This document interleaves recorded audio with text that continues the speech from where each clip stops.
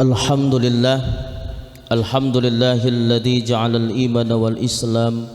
Asyhadu an la ilaha illallah wa asyhadu anna Muhammadan abduhu wa rasuluh. Allahumma salli wa sallim wa karrim ala sayyidina Muhammad wa ala ali sayyidina Muhammad, amma ba'. Faya ayuhan nas ittaqullah haqqa tuqatih wa la tamutunna illa wa antum muslimun. Wa qala ta'ala, a'udzu billahi minasyaitonir rajim. Bismillahirrahmanirrahim. Ya ayyuhan nasu ubudu rabbakumul ladzi khalaqakum walladzina min qablikum la'allakum tattaqun. Shadaqallahul azim. Hadirin jamaah salat Jumat yang sama-sama dirahmati oleh Allah Subhanahu wa taala. Pertama-tama dan yang paling utama, kami para khatib dan para muballigh setiap mengisi acara selalu mengingatkan kalimat pertama untuk mengajak bersyukur atas nikmat yang diberikan oleh Allah Subhanahu wa taala kepada kita. Karena nikmat yang diberikan oleh Allah Subhanahu wa taala kepada kita sampai saat ini tidak terhitung nikmatnya. Maka sepakat para ulama untuk bentuk rasa syukur itu kita ucapkan dengan kalimat alhamdulillahirabbil alamin. Berselawat kepada Rasul dengan ucapan Allahumma salli ala sayyidina Muhammad wa ala ali sayyidina Muhammad. Hadirin jamaah salat Jumat yang sama-sama dirahmati oleh Allah Subhanahu wa taala.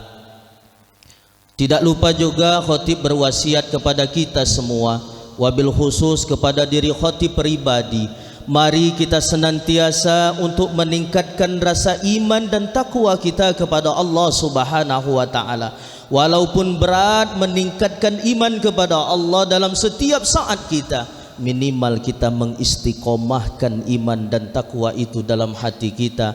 Itu sudah luar biasa dahsyatnya hadirin sekalian.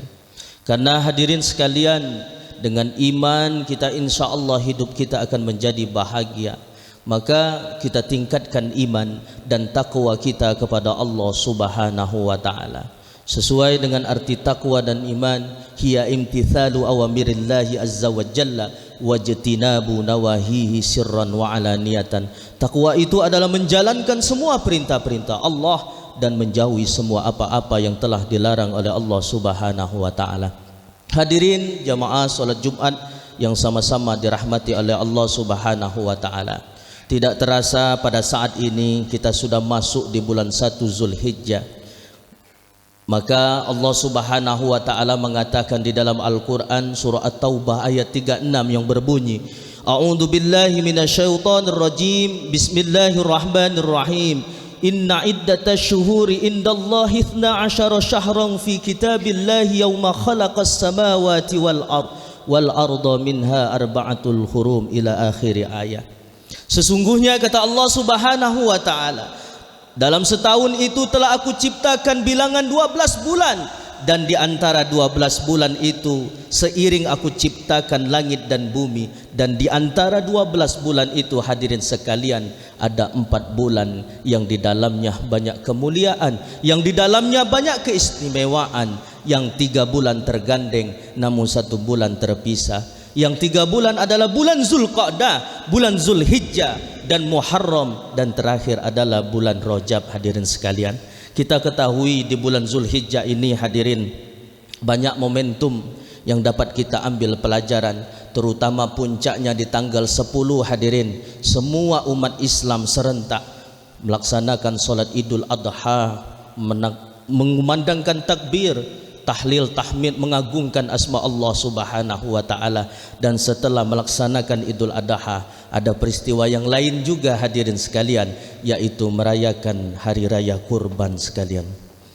Maka dalam momen ini hadirin dapat kita ambil pelajaran, salat Idul Adha dan memotong hewan kurban ini dapat kita ambil kisah dari hamba Allah yang selalu meningkatkan kualitas imannya, takwanya kepada Allah Subhanahu wa taala. Siapa lagi kalau Nabi yaitu Ibrahim alaihi salam. Nabi Ibrahim hadirin sekalian dikenal adalah seorang hamba yang dekat kepada Allah, istrinya dekat kepada Allah, dan anaknya juga hadirin dekat kepada Allah Subhanahu wa taala. Semua apa yang diperintahkan oleh Allah dengan iman yang dekat kepada Allah ia laksanakan hadirin. Dapat kita ambil pelajaran, ternyata kebaikan ini hadirin dapat terlaksana kalau kita ada iman, dan iman kita itu harus dekat kepada Allah Subhanahu wa taala. Maka ternyata iman ini terbagi menjadi 3 bagian hadirin sekalian. Yang pertama, imannya qarib, dekat kepada Allah Subhanahu wa taala. Maksudnya gimana? Melaksanakan perintah Allah, tidak menunggu yang wajib saja, yang sunnah ia kerjakan. Salat zuhur dibarengi dengan salat sunnah qabliyah dan ba'diyah. Salat isya dibarengi dengan salat sunnah tahiyat masjid. Intinya dia melaksanakan ibadah tidak menunggu perintah yang wajib, namun yang sunnah ia kerjakan. Orang yang semacam ini adalah kategori imannya dekat, qarib kepada Allah Subhanahu wa taala. Ada yang kedua hadirin, dia beriman kepada Allah tapi imannya mutawassit, tengah-tengah hadirin sekalian. Bagaimana semacam itu imannya? Melaksanakan perintah Allah, hanya ia kerjakan yang wajib saja, yang sunnah malas untuk ia kerjakan. Bertahun-tahun solat zuhur, asar, maghrib, isya, subuh. Besok zuhur, asar, maghrib, isya, subuh. Tahun depan zuhur, asar, maghrib, isya, subuh. Tidak mau ingin menambah solat sunnah taubat, solat sunnah tasbih, solat sunnah wudu, solat sunnah tahiyat masjid, solat sunnah tahajud, solat sunnah hajat. Puasa ingin menunggu puasa Ramadan saja, tidak pernah ia ingin mengerjakan puasa Senin Kamis. Apalagi nanti tanggal 8, tanggal 9 kita dianjurkan juga umat Islam untuk puasa tarwiyah dan puasa Arafah. Kita kerjakan hadirin, agar kita tidak termasuk menjadi hamba Allah yang imannya mutawassit, tengah-tengah. Ada yang ketiga hadirin, dia beriman kepada Allah, ngaku imannya ada kepada Allah, tapi imannya ba'id, jauh dari Allah Subhanahu wa taala. Bagaimana orang yang semacam ini? Melaksanakan perintah Allah, detik-detik hampir lepas perintah itu. Contoh, melaksanakan solat zuhur 3 menit lagi mau azan asar. Melaksanakan solat asar 2 menit lagi mau azan maghrib. Dia beriman, perintah Allah dijalankannya, tapi detik-detik hampir lepas imannya kepada Allah Subhanahu wa taala. Mudah-mudahan dengan 3 iman ini kita pilih hadirin. Memang kita beriman kepada Allah, tapi ambillah iman yang qarib, yang dekat kepada Allah Subhanahu wa taala. Kita contoh Nabi Ibrahim alaihi salam, semua perintah yang dilakukan oleh Allah Subhanahu wa taala kepadanya siap untuk ia kerjakan. Karena hadirin sekalian, ketika kita bawa iman dalam kehidupan ini, insya Allah hidup kita akan menjadi tenang, hidup kita akan menjadi bahagia hadirin sekalian. Dan kunci pertama, kebaikan itu harus dilakukan dengan iman sekalian. Di mana contohnya? Salah satunya solat Jumat hadirin.